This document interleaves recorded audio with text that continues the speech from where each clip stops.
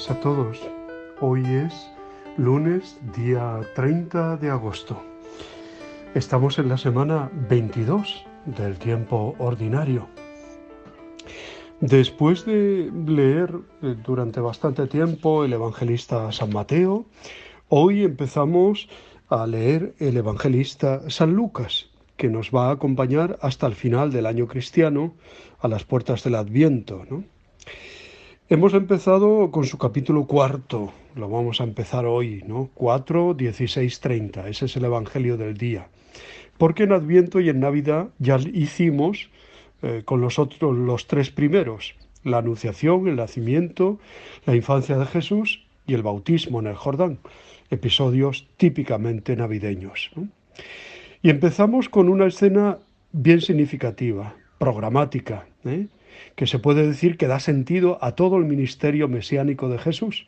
Su primera predicación precisamente en la sinagoga de su pueblo Nazaret. Es una escena densa, muy bien narrada por Lucas, buen narrador, con una serie de detalles significativos. La costumbre de ir a la sinagoga todos los sábados, la invitación para que lea de pie al profeta, las lecturas de la ley y las hacían los rabinos, las de los profetas las podían hacer los laicos, como Jesús, que hubiera cumplido los 30 años. El pasaje de Isaías lo recuerda Lucas, porque es como el programa mesiánico de Jesús. El Espíritu del Señor está sobre mí, porque Él me ha enviado a dar la buena noticia a los pobres, para dar la libertad a los oprimidos, para anunciar el año de gracia del Señor. El comentario es del mismo Jesús, ya sentado, con unas primeras palabras que son como la definición de lo que es una homilía. Hoy se cumple esta escritura que acabáis de oír, con toda la fuerza de ese hoy, ¿no? Odie. Las primeras reacciones de admiración y aprobación por parte de sus paisanos, que sin embargo quedan bloqueados en su camino de fe porque conocen demasiado humanamente a Jesús. ¿No es este el hijo de José? La queja de Jesús sobre esta falta de fe, comparada con la acogida que ha encontrado en otros pueblos, cita dos refranes o dichos de la época: médico, cúrate a ti mismo, y ningún profeta es bien mirado en su tierra. La segunda reacción, esta vez de ira, ante estas palabras, hasta el punto de querer acabar con él, despeñándolo por un barranco. Pero Jesús se abrió paso entre ellos y se alejaba. Jesús aparece desde la primera página como el enviado de Dios, su ungido, el lleno del Espíritu Santo, y aparece también como el que anuncia la salvación a los pobres, a los cautivos, a los ciegos, a los oprimidos.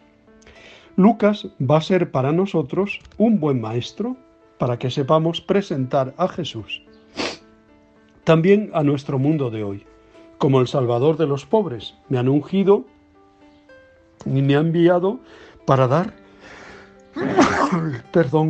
la alergia a veces me ataca y me hace estornudar, ¿no? Y me ha enviado, dice el texto, me ha ungido y me ha enviado para dar la buena noticia a los pobres. En la plegaria eucarística cuarta damos gracias a Dios Padre porque nos ha enviado a su Hijo Jesús, el cual anunció la salvación a los pobres, la liberación a los oprimidos y a los afligidos el consuelo, o sea, la alegría. Es un buen retrato de Jesús que se irá desarrollando durante las próximas semanas. El que atiende a los pobres, el que quiere la alegría para todos, el que ofrece la liberación integral a los que padecen alguna clase de esclavitud. ¿Es este también el programa de nuestra comunidad, de nosotros? ¿Se puede decir que estamos anunciando la buena noticia a los pobres? ¿O somos nosotros mismos esos pobres que se dejan alegrar por el anuncio de Jesús? La admiración primero y el rechazo y la persecución después son ya, desde el inicio, la síntesis de las reacciones que Jesús va a suscitar también a lo largo de todo su ministerio, acabando en la cruz. Bueno, acabando es una forma de hablar. acaba en la ascensión, en la resurrección y ascensión al cielo, pero pasando por la cruz, ¿no? Y también lo que pasará a su iglesia a lo largo de los siglos, como muy bien se encargó de describir el mismo Lucas en su libro de los Hechos de los Apóstoles, con la convicción de que después de la cruz viene la resurrección. Pero mientras tanto, no nos extraña que fracasen muchos de nuestros esfuerzos, como fracasó Jesús en muchas ocasiones. Esta es una de ellas. Jesús es en verdad el año de gracia que Dios ha preparado para la humanidad al enviarlo, desde hace 2000 años, como Salvador y evangelizador. Hoy se cumple esta escritura. Es lo que pasa cada día en nuestra escucha de las lecturas bíblicas. No se nos proclaman para que nos enteremos de lo que pasó, lo solemos saber ya, sino porque Dios quiere renovar su gracia salvadora de lo que pasa, no de lo que pasó, sino de lo que pasa hoy, aquí y ahora, para nosotros.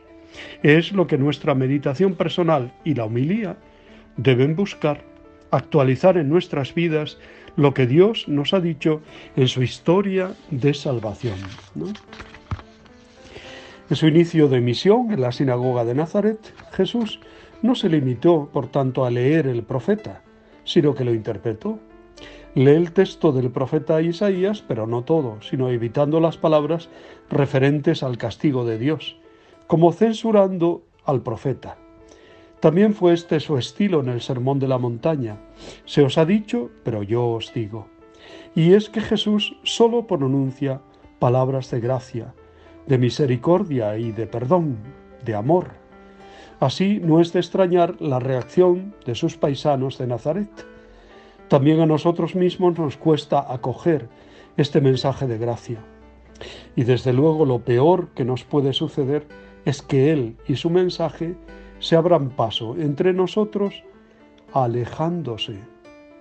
No te vayas, Señor, quédate en medio de nosotros, úngenos y danos tu Espíritu Santo. Termino con un poema muy hermoso de José Luis Blanco Vega, un jesuita. Desde que mi voluntad está a la vuestra rendida, conozco yo la medida de la mejor libertad. Venid, Señor, y tomad las riendas de mi albedrío. De vuestra mano me fío, y a vuestra mano me entrego. Que es lo poco lo que me niego, si yo soy vuestro y vos mío. A fuerza de amor humano, me abrazo en amor divino.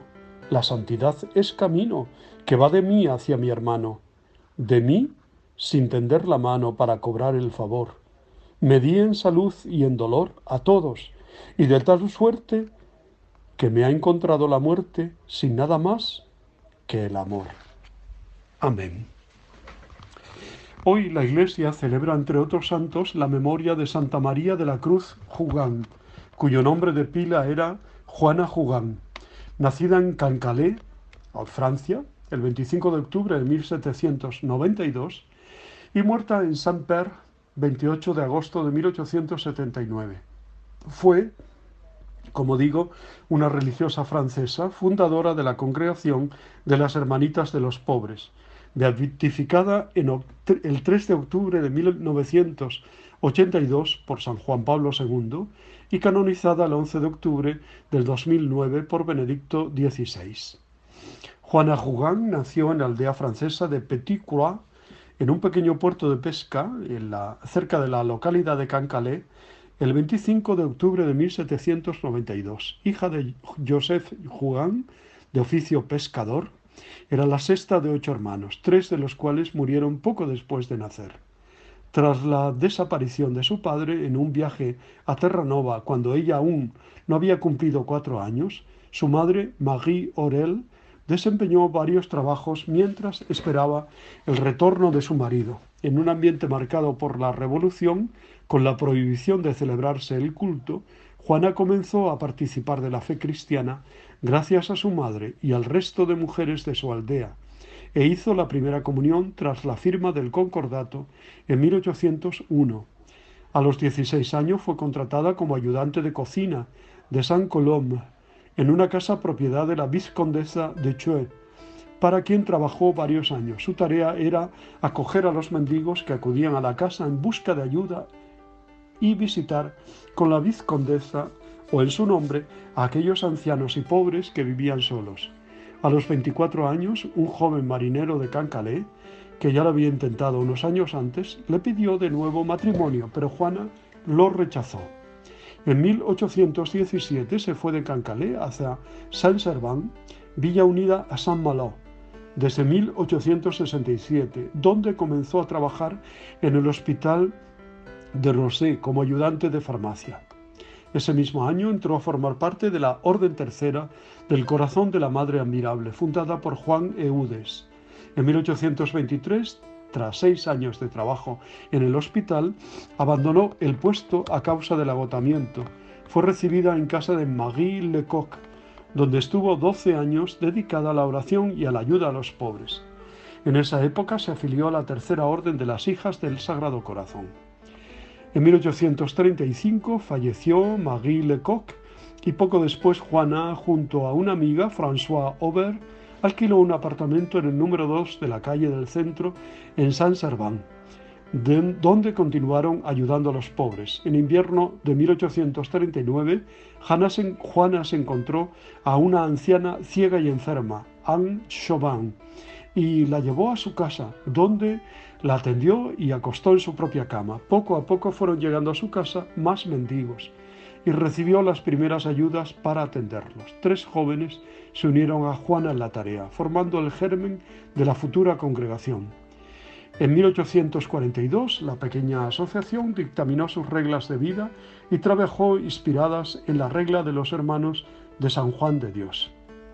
Y Juana fue elegida superiora en presencia del abad Auguste Lepallier, vicario de Saint-Servan, quien les ayudó a organizar la congregación. Asimismo, adoptaron el nombre de Siervas de los Pobres. En 1844, la congregación se renombró como Hermanas de los Pobres, a la vez que se establecía como una institución religiosa.